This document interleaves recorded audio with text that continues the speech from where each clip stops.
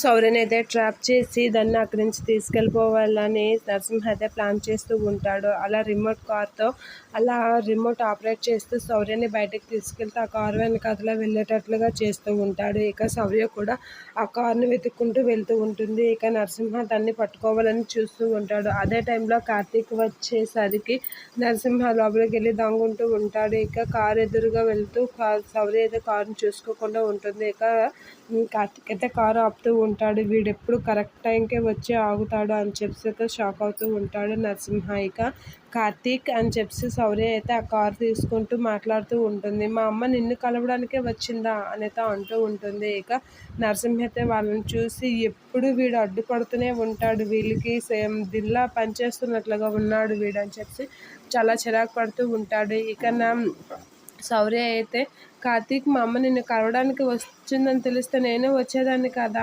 అనేదో అంటూ ఉంటాడు. ఆ మాటలకి ఏంటి రౌడీ ఏం చేస్తున్నావు శౌర్య అని అంటే నేను ఆడుకుంటున్నాను అనేదో అంటూ ఉంటుంది.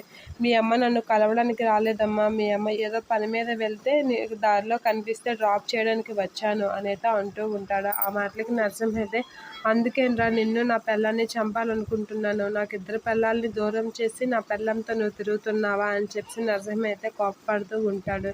ఇక శౌర్య అయితే మీకు చాలా విషయాలు చెప్పాలి కార్తీక్ అనేది అంటూ ఉంటుంది. ఆ మాటలకి దీప అలా చూస్తూ ఉంటుంది. కార్తీక్ కూడా షాక్ అవుతూ ఉంటాడు. ఏంటి శౌర్య ఏం చెప్పాలనుకుంటుంది అనేది షాక్ అవుతూ ఉంటాడు.